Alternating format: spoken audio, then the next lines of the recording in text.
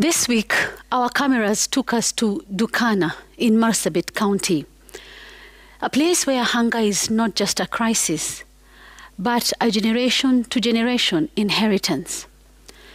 A place where drought is a way of life, and a place where leadership, quite frankly, is missing in action. We met Mzee Bobo Sora, a 70-year-old man, sitting quietly inside his manyata, blind, frail, starving, and abandoned by systems meant to protect him.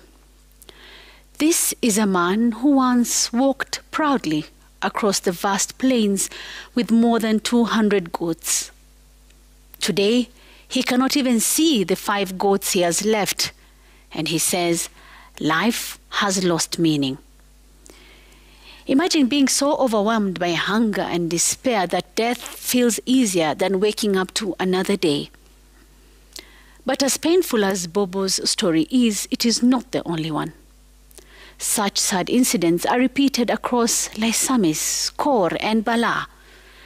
Children born into hunger, mothers skipping meals, community health workers unpaid for 14 months, dispensaries with empty shelves, and a county where lighting a fire to cook is a luxury, not a routine. And so the question must be asked, where are the leaders of Marsabit County? Where is the MCA of Dukana? Where is the Member of Parliament? The woman representative? Where is the senator? Where is the governor? All those elected with promises of transformation and devolution? One woman in Dukana said it plainly. They only come when they want our votes. It is a damning statement, but an honest one.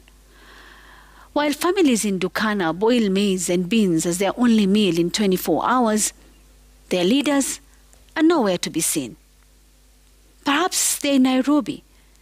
Perhaps they're in county offices, far from the dust and desperation.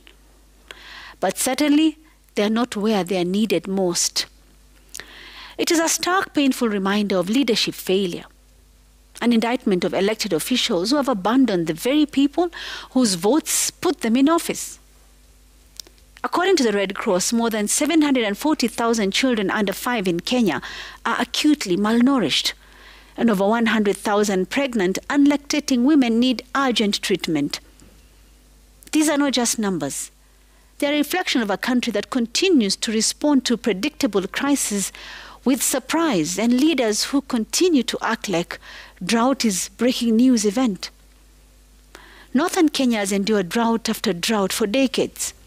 Communities lose everything before they have a chance to recover, and yet the leadership remains reactive, never proactive, silent when it matters, and loud only during elections. As we tell Mzee Bobo Sora's story, as we show the hunger and desperation in Bala, we must confront an uncomfortable truth. Devolution means nothing if the devolved units cannot even protect the lives of their citizens. The old are dying quietly, the young are growing up hungry, and the leaders, the very ones entrusted with billions of shillings in county budgets, are absent. Which leaves us with a final haunting question. If leadership does not show up in life and death moments like this, then what exactly is it for? And that is my memo.